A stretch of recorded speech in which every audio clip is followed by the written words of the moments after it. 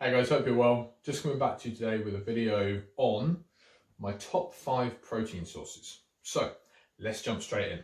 Number 1 is going to be eggs.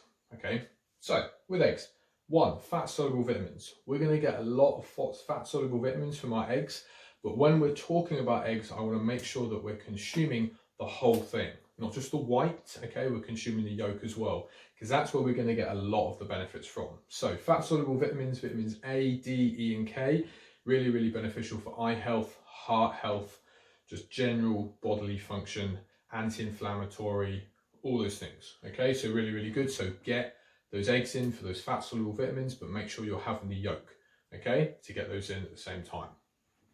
Also, you're going to get your B vitamins. Now, a lot of these foods are going to have B vitamins in. So B vitamins have a lot of benefit.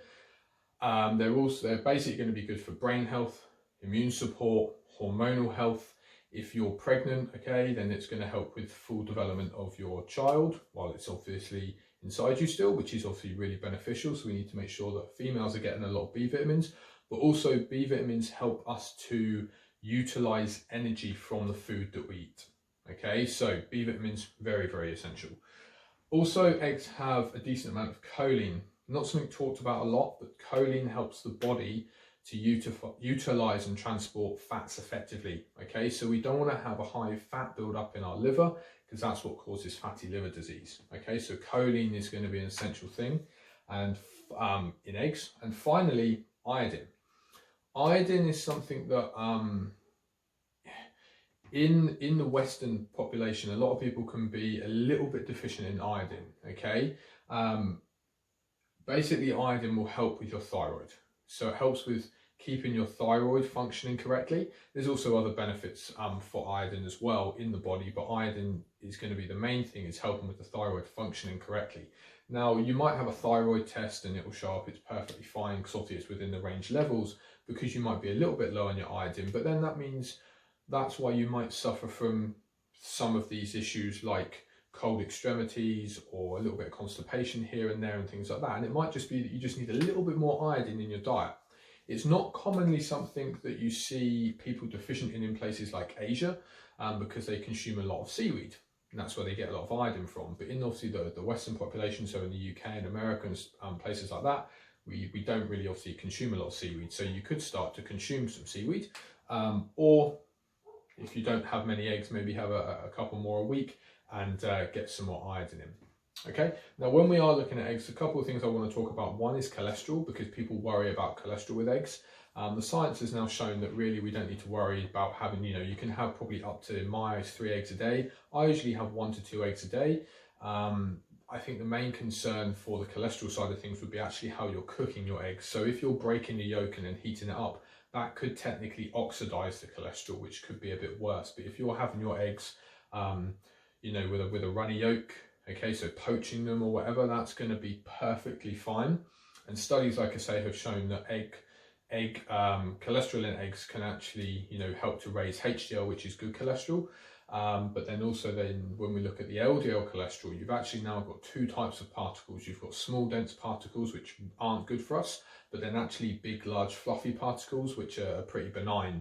And the cholesterol in egg yolks been shown to potentially help with getting those small dense particles, which aren't good, over to being the large fluffy LDL particles, which actually is a good thing. So we don't really need to worry about the cholesterol in eggs as much anymore. Okay, but the other thing, if you're buying your eggs, try and buy them where they've got a decent high omega-3 content, or they're pasture raised, or so they're naturally eating their foraging diet, okay, and that's worms and grass and berries and stuff.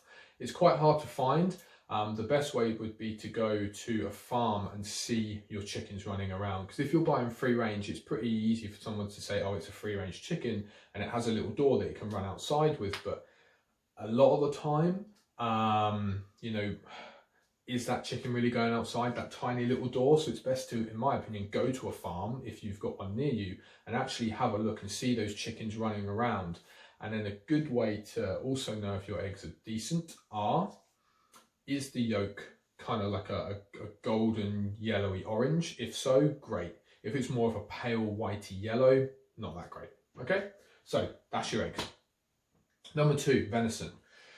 I prefer venison over beef. Personally, I prefer the taste. Also, other things, it's lower in fat. This isn't me saying I'm against fat. I love fats. But if you were dieting, for example, okay, you want to obviously save calories where you can. With venison, you're going to save some calories because it's lower in fat, but also the taste is still really, really good. Always a good thing.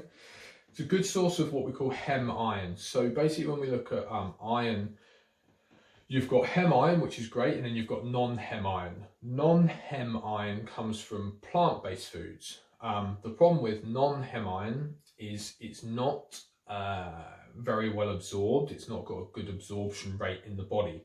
Whereas hem iron, so from things like venison or beef, have a good absorption rate, okay? So that is really, really good. Obviously, if you need to get your iron levels up to stop things like anemia.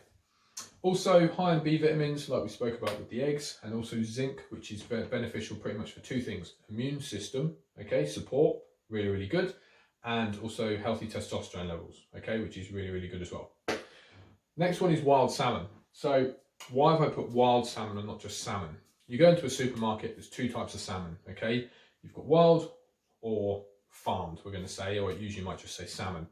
If it's been farmed, it will be the big, bright pink, thick bits of salmon that people think are the best sort of salmon. That's actually not the best sort of salmon, because that farmed salmon, traditionally after it's been farmed, would be grey. To make it then look appealing, they put dyes and stuff in it to make it go bright pink and make it look good. The problem is here, you're not going to get as many benefits as you do with wild salmon, like high omega-3 content. Okay, you're going to get higher omega-3 content in wild salmon. Okay. It's also going to have more of the fat soluble vitamins. Okay, if it's got a decent natural diet from it being wild, there's less chance of your omega-3s turning over to omega-6s, which are more pro-inflammatory, which isn't good. And also, like I say, you're going to get more fat soluble vitamins in the wild stuff. High amounts of selenium as well, which is good for heart health and also thyroid health again. DHA for brain health. Okay, so really, really good there. And also wild salmon has astaxanthin in, which is an antioxidant that's really, really beneficial for obviously anti-inflammatory. Obviously, we know the antioxidants are really, really good in the body, but you're only going to find high amounts of astaxanthin in wild salmon because of their natural diet where they eat a lot of algae. Okay, so have wild salmon. Make sure you read the pack, make sure it doesn't say it's farmed, you know, it's wild salmon caught in X, Y, and Z. And usually the colour, it'll actually be kind of like a more of a darker red rather than a bright pink. Okay. Number 4, mackerel. Okay, so again, like salmon, high in omega-3s, low in mercury. So a lot of people go and eat a lot of tuna when they want to get protein in, but tuna can be quite high in mercury. So mackerel is lower in mercury. It's also got a lot of B12, again, B vitamins, beneficial for the body, and also it's high in vitamin D. Okay, so vitamin D is really, really beneficial, especially again in the Western population of obviously, you know, the UK and American stuff, where we don't get a lot of sunlight. It's more seen in actually developed countries as well, vitamin D deficiencies, because again, of the sunlight part of things, where we have long winters and things like that. So getting enough vitamin D is also beneficial, as well for immune support. So to go with things like your zinc and all the other stuff, vitamin D really, really beneficial for your immune support. Okay. Finally, ye old faithful, chicken. So what are the benefits? 1, B vitamins, pretty much like everything. Okay. It's really versatile, so it can be used for cooking with most things. Some people might think, oh, you know, fish curry is a bit disgusting or whatever, whereas chicken's versatile, it can pretty much go into any dish, okay? It's also got high amount of tryptophan. So tryptophan is really, really good for boosting mood, okay? So for mental health and things like depression and stuff, tryptophan is going to be really, really good. So, you know, if you do suffer a little bit with stuff like that, get enough chicken in to obviously get your tryptophan levels up nice and high. And the final thing is it's cost effective. So what I want to quickly talk about with all of these is, you know, things like venison and wild salmon are going to probably be a little bit more expensive. Eggs, mackerel, chicken, not so expensive. If you're looking at something like salmon and you want to get wild salmon that's a little bit cheaper, usually, pretty much I've never seen it farmed, tinned salmon pretty much tends to be wild all the time. And they can actually be made into burgers and stuff quite nicely, actually using tinned wild salmon. So, you know, that's a benefit there. If you want to save some money but still have wild salmon a little bit more frequently, get it tinned. Same with mackerel, get it tinned. You can get it in like, I get it in like spicy tomato sauce and stuff like that from places like Tesco or Aldi or whatever, if you're in the UK. But yeah, so things like chicken and mackerel and eggs are going to probably be a little bit cheaper on the cost side of things compared to venison and salmon. So, you know, maybe having venison and salmon once a week, and then obviously have a little bit more mackerel, the chicken and eggs, if obviously you were going to pick these as your protein sources, is going to be a little bit better there. But they are my top 5 protein sources. Hopefully you found this useful. If you've got any questions, give it a comment below, give it a like, subscribe to the channel, and until next time guys, peace out.